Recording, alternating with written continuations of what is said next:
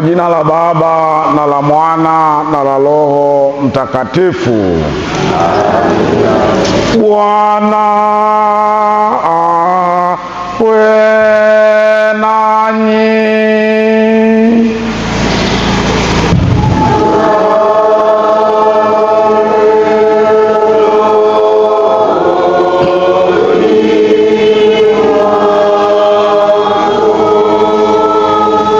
Ndugu zangu wapendwa katika Kristo, leo kanisa linasherehekea hii Jumapili ya 5 ya mwaka A wa kanisa, na masomo ya leo yote yanatuonyesha juu ya umuhimu wetu sisi wanadamu wa kuwa chumvi ya dunia na nuru ya dunia.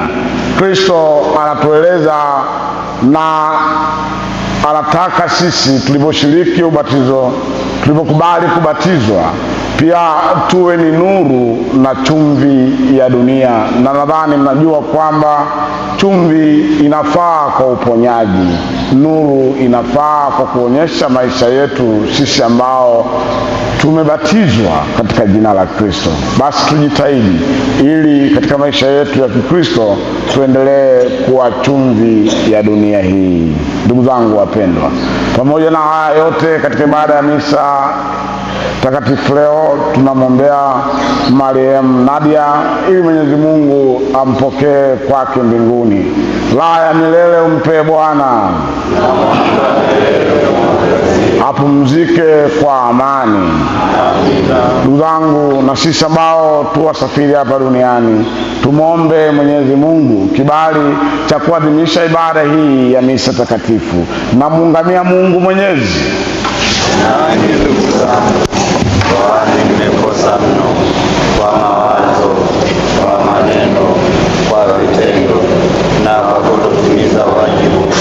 Nimekosa mingi, nimekosa mno. Ndio maana nakuomba Maria mwenye heri, bikira wa daima, malaika na watakatifu wote, nanyi ndugu zangu, niombeeni kwa Bwana Mungu wetu. Mungu Mwenyezi atuhurumie na atusamehe dhambi zetu, atufikishe kwenye uzima wa milele. Amina.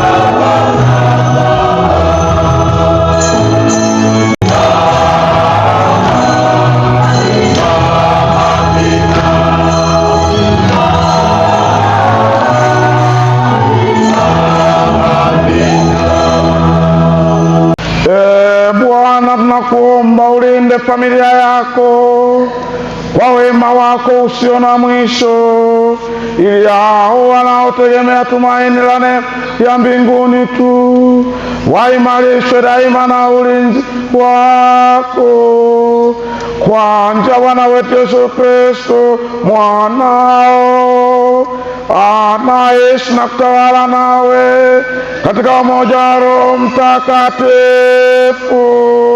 Mungu milele na milele.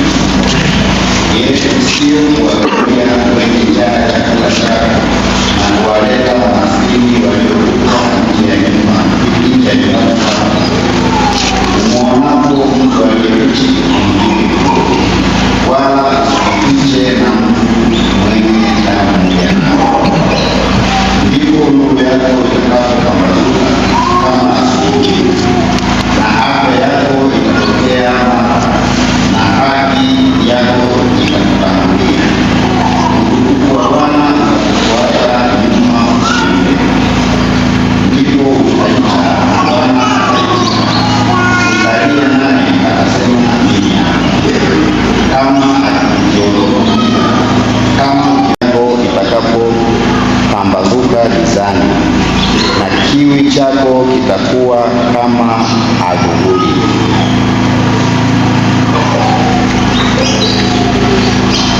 Neno la Bwana.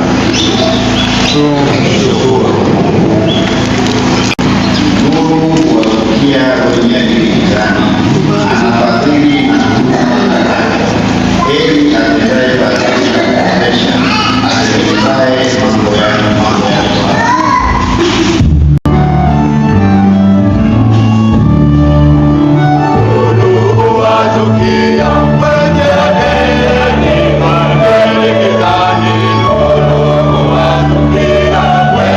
Yeah.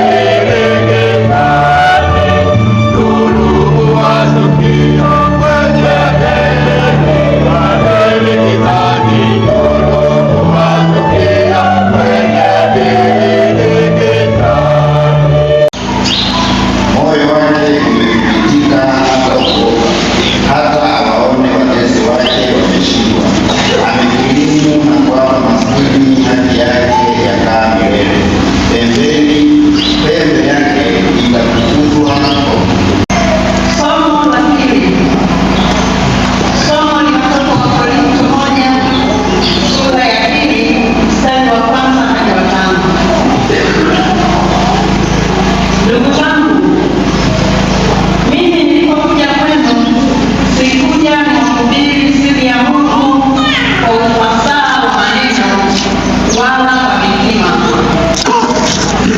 maana halilazimu nisijue neno lolote kwenu ila Yesu Kristo naye amesulubiwa.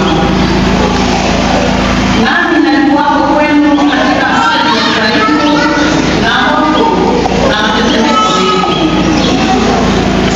na neno langu na kuhubiri kwangu hakukuwa kwa maneno ya hekima yenye kushawishi akili za watu, bali kwa dalili za Roho na za nguvu, ili imani yenu isiwe katika hekima ya wanadamu, bali katika nguvu za Mungu.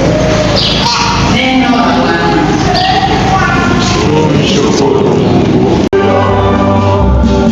Mwanamke mmoja jina lake Lidia, mwenye kuuza rangi ya zambarau, mwenyeji wa Tiara, mcha Mungu, alifunguliwa na Bwana ayatunze maneno yaliyonenwa na Paulo.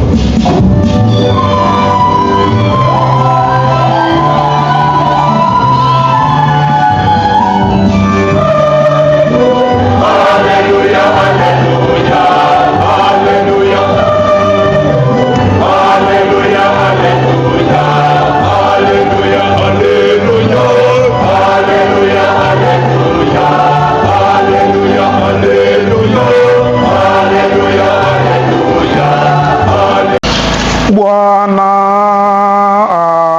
awe nanyi.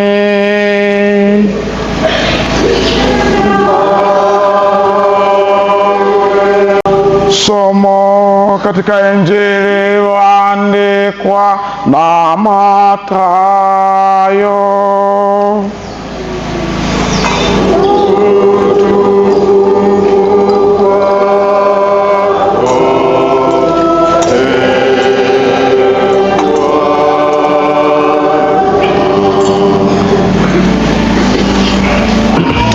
Nasoma Injili ya Mathayo sura ya 5 aya ya 13 hadi ya 16. Yesu aliwaambia wafuasi wake, ninyi ni chumvi ya dunia, lakini chumvi ikiwa imeharibika itatiwa nini hata ikolee? Kutupwa nje na kukanyagwa na watu. Ninyi ni nuru ya ulimwengu. Mji hauwezi kusitirika ukiwa juu ya mlima ya pishi, bali juu ya kiango, nayo yawaangaza wote. La Bwana.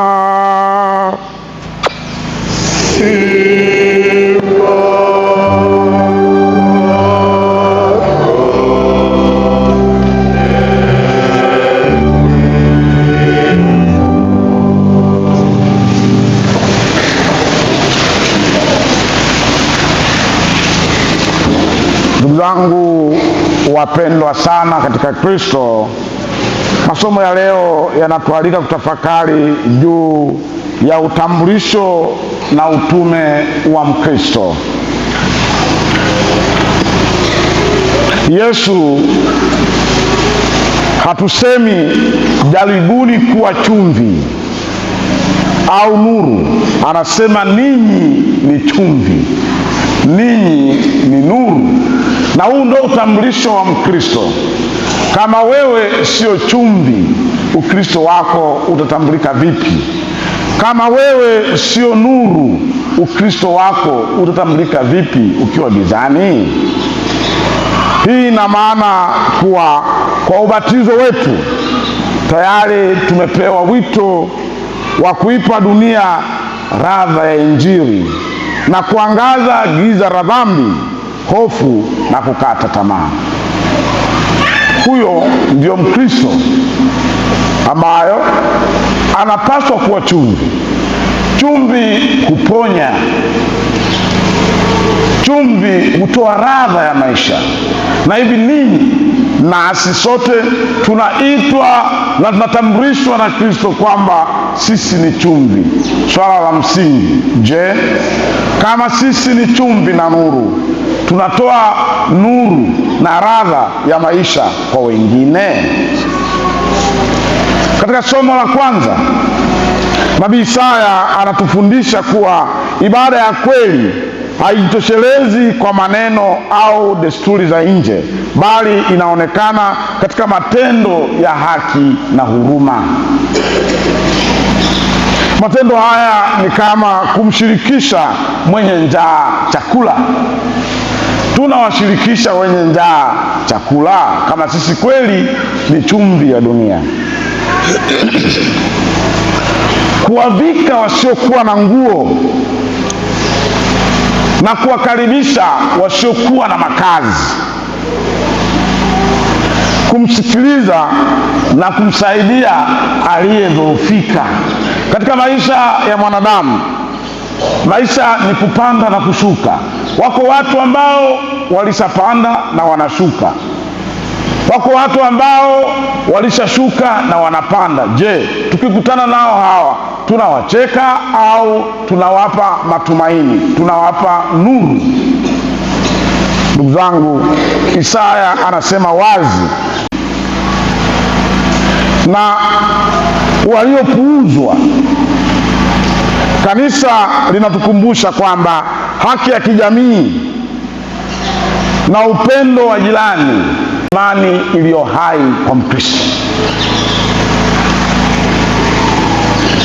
Katika somo la pili, waraka wa kwanza kwa Wakorintho, Mtume Paulo anakiri kuwa unyenyekevu kabisa, anakiri kwa unyenyekevu kuwa hakuhubiri kwa hekima ya kibinadamu au mbinu za kishawishi, ya udhaifu ule wa mwanadamu, ili mwanadamu aliye dhaifu kikawe chombo madhubuti cha kutoa imani na matumaini kwa waliodhoofika.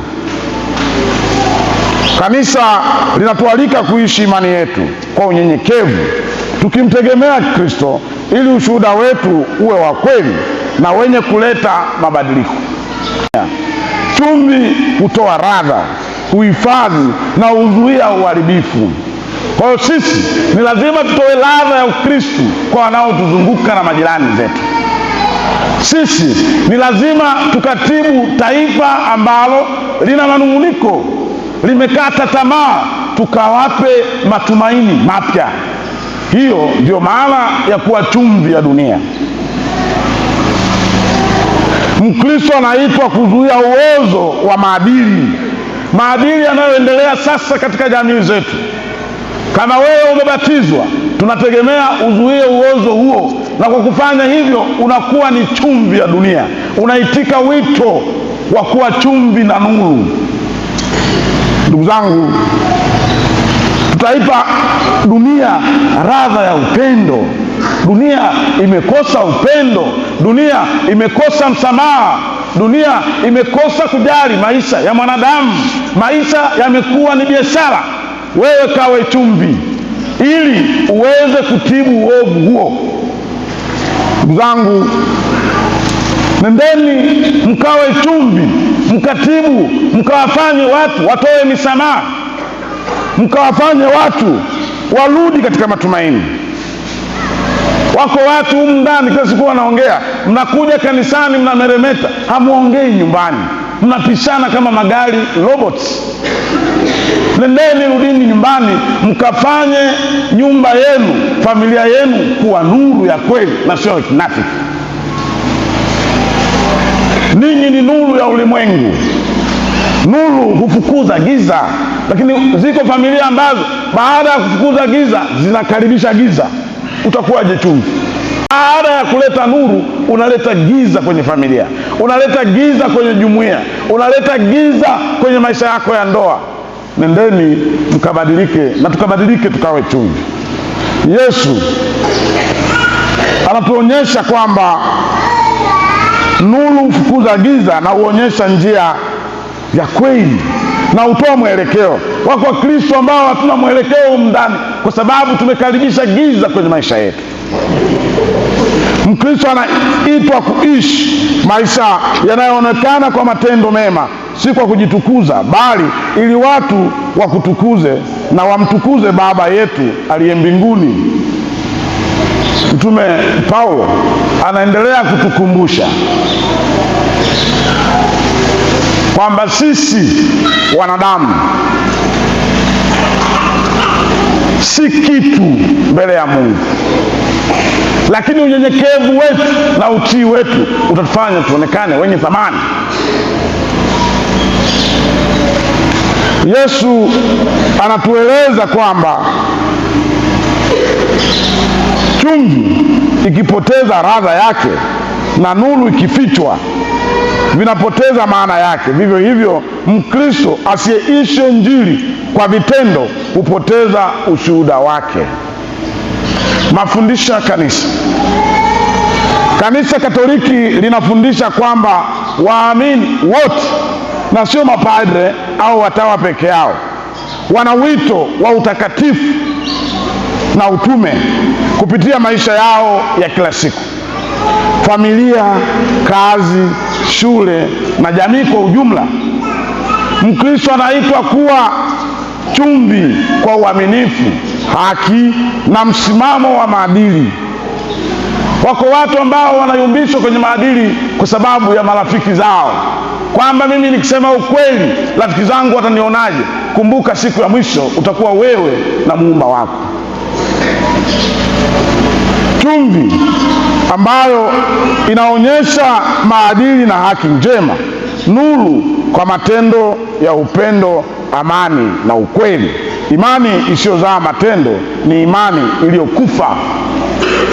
Ndiyo maana kanisa linahimiza mshikamano, huduma kwa maskini na ushuhuda wa maisha yanayolingana na Injili.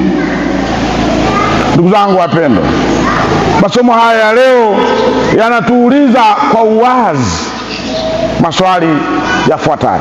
Je, mimi ni chumvi inayoipa dunia ladha ya Kristo, au wewe ni chumvi inayoipa dunia ladha ya Shetani? Kila mmoja atajibu kwa wakati wake. Je, mimi ni nuru inayoangaza giza la jirani yangu, au mimi ni nuru inayoleta giza kwa jirani yangu? Haitoi mwanga. Tumuombe Bwana atujalie neema ya kuishi imani ya kweli kwa ujasiri, unyenyekevu na upendo, ili dunia kwa kupitia sisi imtambue na imtukuze Mungu. Sadiki kwa Mungu mmoja.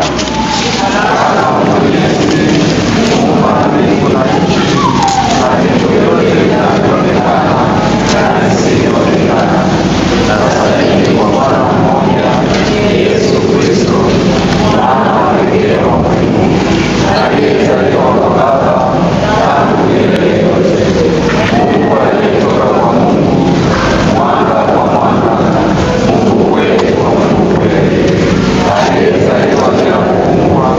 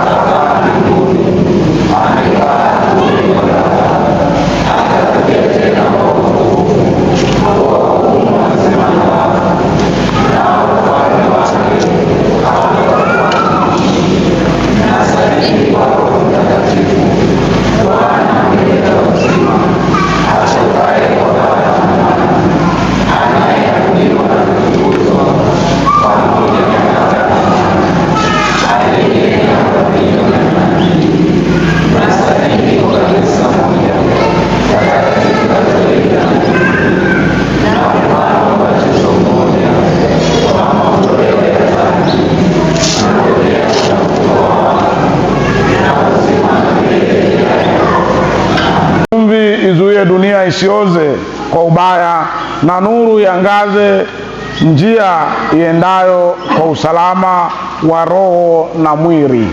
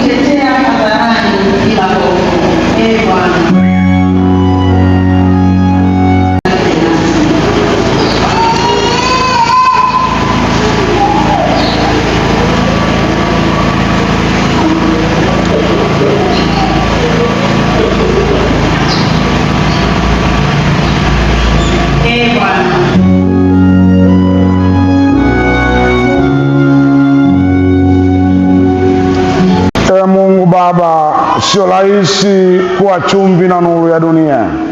Pengine tunaona tunashindwa kwa sababu ya vikwazo tunavyopitia na nguvu zetu. Utupe nguvu ya kusimama imara tunapokumbwa na upepo wa upinzani au ubaya, kwa njia ya Kristo Bwana wetu. Amina.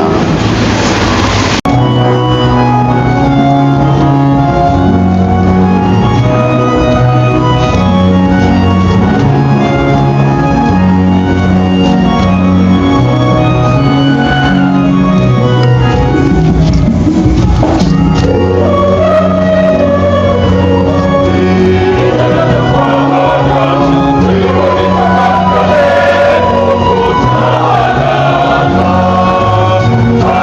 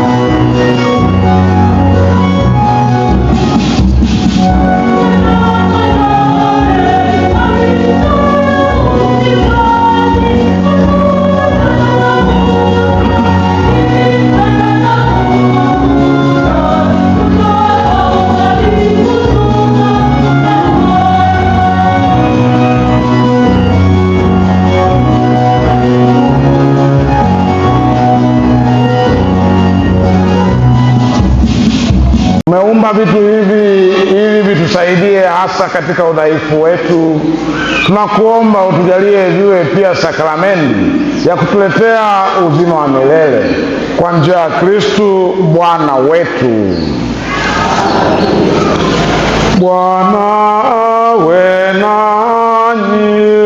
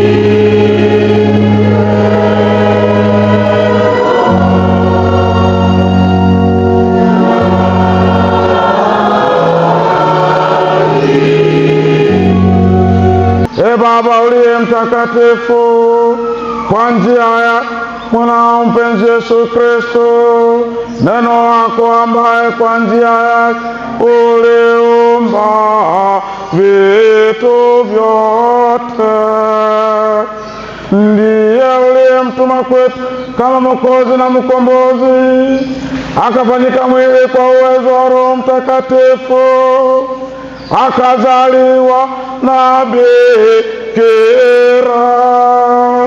kwa kuwa alitaka kutimiza mapenzi yako na kutupatia taifa takatifu. Alipanua mikono yake alipoteswa msalabani, ili angamize mauti na kudhihirisha ufufuko.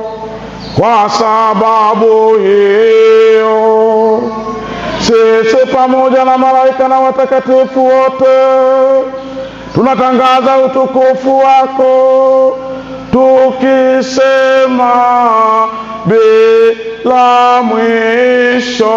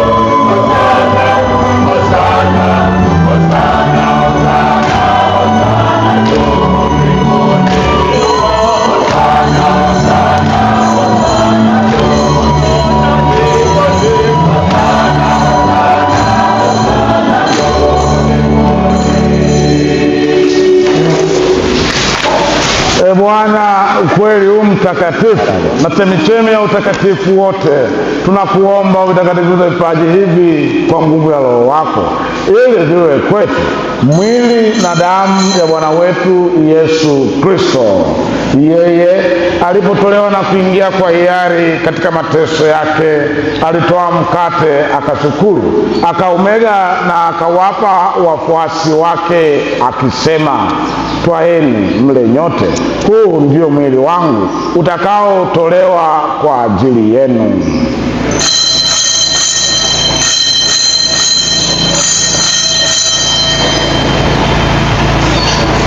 Baada ya kula akatoa kikombe, akashukuru tena na aliwapa wafuasi wake akisema, twaeni mnywe nyote, hiki ndicho kikombe cha damu yangu, damu ya agano jipya na la milele, itakayomwagika kwa ajili yenu na kwa ajili ya wengi kwa maondoleo ya dhambi.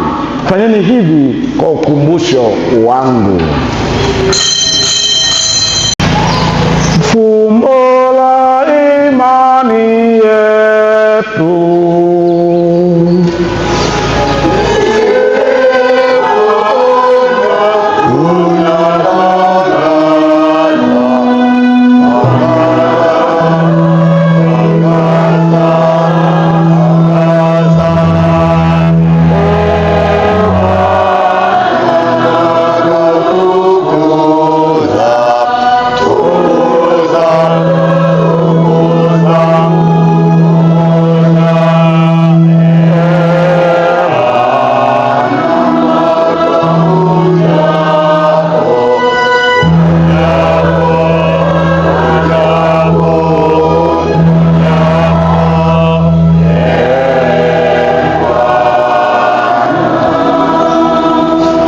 Kwa hiyo Bwana, kutolea mkate uzima, kikombe cha wokovu, tunakushukuru kwa kuwa umetaswa mbele yako na kutumikia. Pia tunakusihi kwa unyenyekevu, ili kwa kushiriki mwili na damu ya Kristo tukusanywe na Roho Mtakatifu tupate kuwa jamaa moja.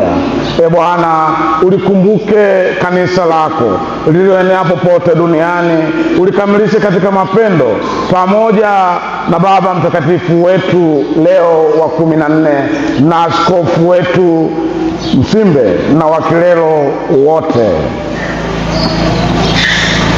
Wakumbuke watumishi wako na ndugu zetu waliofariki dunia wakiwa na tumaini la ufufuko, na marehemu wote waliofariki dunia katika huruma yako, uwapokee kwenye nuru ya uso wako.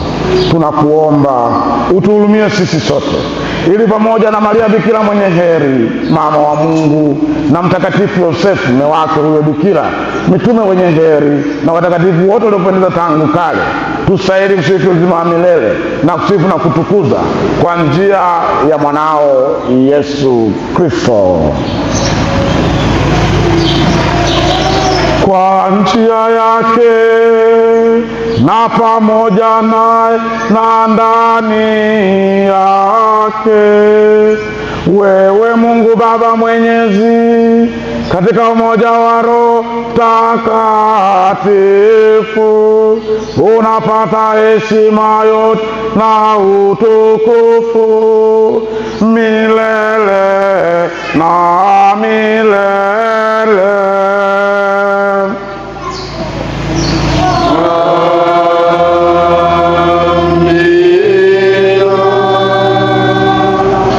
Kwa kulitii agizo la Mwokozi wetu na tukifuata mafundisho yake ya kimungu, tunathubutu kusema: Baba yetu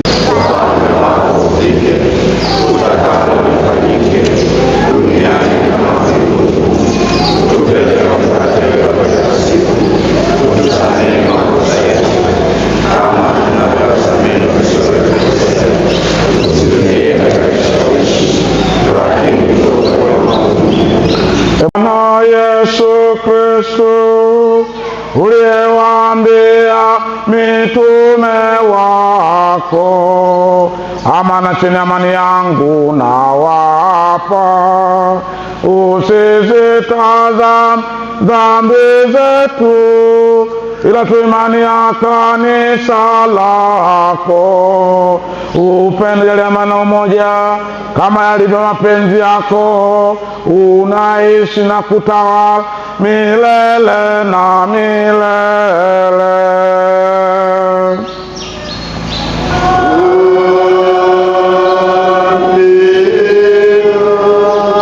Amani daima nanyi.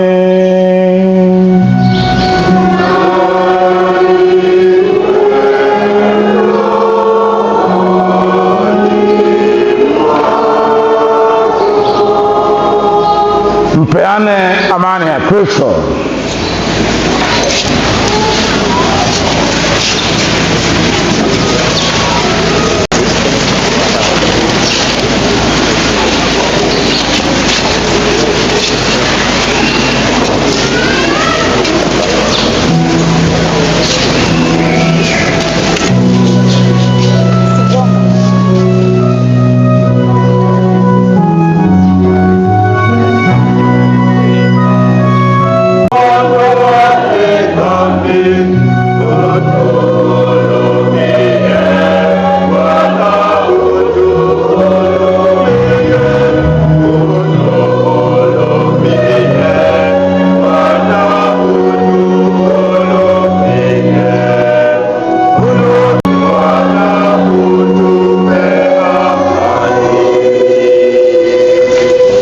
Tazama mwana-kondoo wa Mungu, tazama ondoaye dhambi za ulimwengu.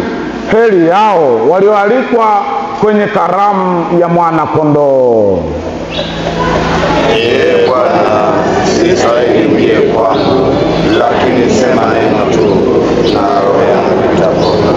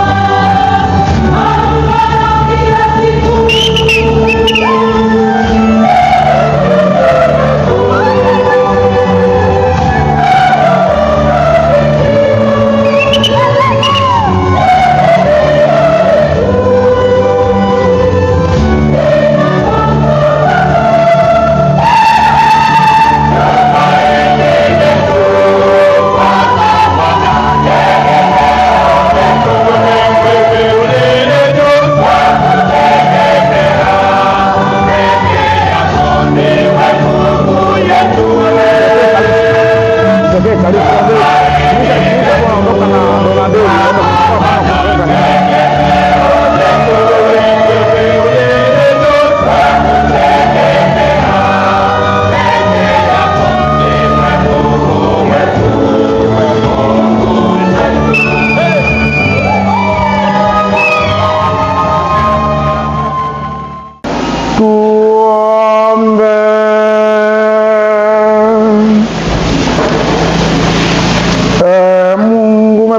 tushiriki mkate mmoja na kikombe kimoja.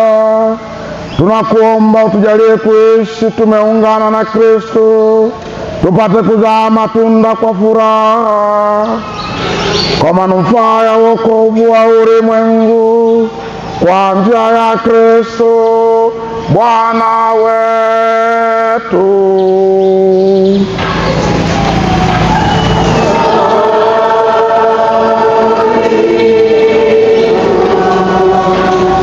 Tunawaomba wageni, kuna baadhi ya wageni Jumapili hatakuwepo wanaondoka, na wengine walikuja mkuwaona, basi waje hapa mbele ili waweze kuwasalimia haraka. Donadeli dove sei? Prego davanti tutti.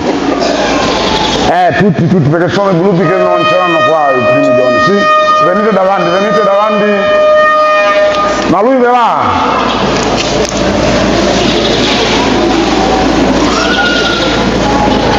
Venite anche se non c'è, avete paura di niente.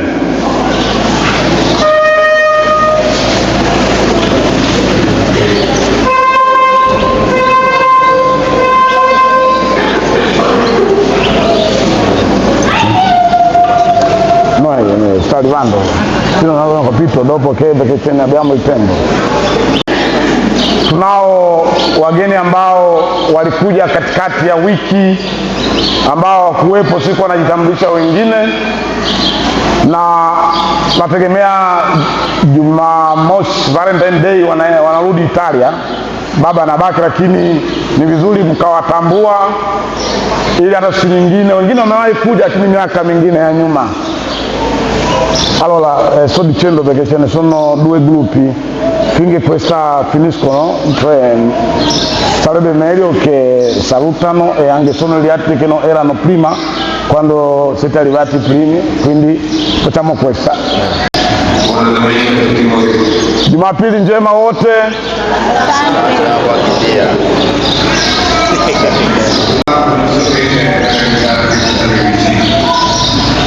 Asema anataka watambulishe baadhi ya watu, na nyinyi mnajua daima tumekuwa karibu na ninyi.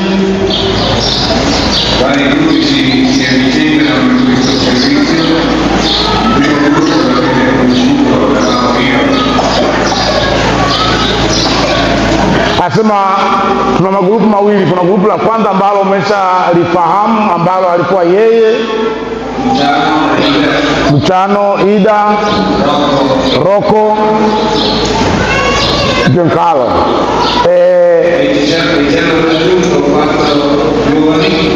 I nuovi 4 giovani.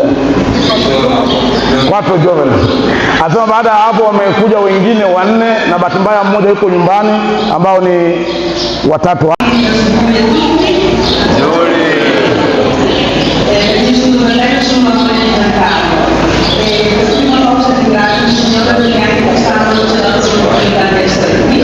Bene, kama alivyowasalimia, asema yeye ni mke wa Giancarlo, injinia wetu, yuko hapa na anamshukuru Mungu na anawashukuru ninyi kwamba hata mwaka huu bado ameweza kuja hapa.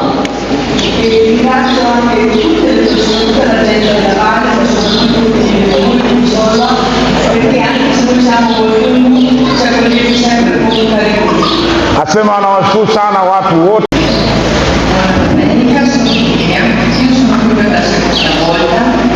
Penso di tornare ancora, quindi trovo molto bene con voi, mi sto veramente bene, torno a casa arricchita con la vostra felicità e con il vostro amore.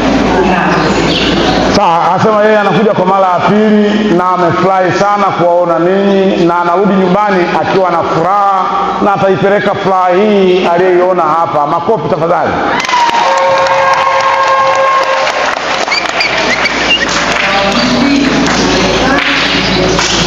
Bellissima persona che viene qui, Kama ambavyo umesikia jina, siwezi kurudia. Anasema ana furaha sana ya kuwa hapa na anarudi nyumbani akiwa na furaha hii, na anategemea furaha hii itaendelea kule nyumbani. Makofi tafadhali.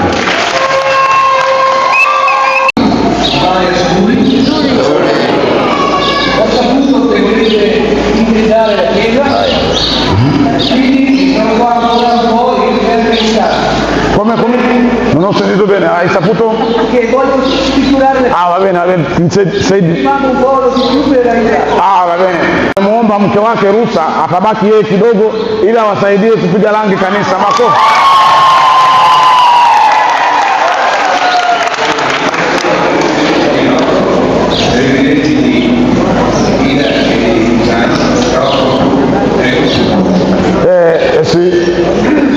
Comandante. Alle sulle sole mattine poteva qui receive much more from you and deep. Okay. Anasema nataka kusisitiza kitu kimoja, kumbukeni kwamba wao wanapokea zaidi kuliko hata kile wanachotoa. Makofi tafadhali. Ni unyenyekevu wa ajabu.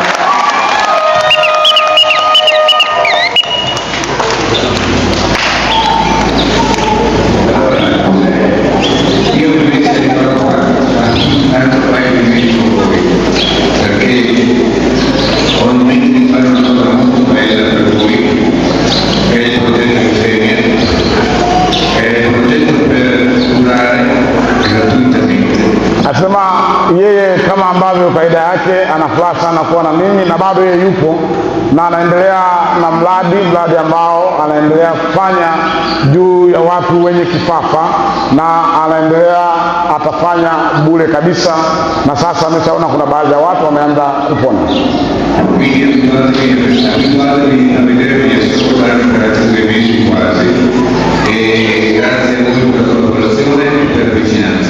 Anasema na hivyo basi mtegemee kumuona Bwana awe nanyi.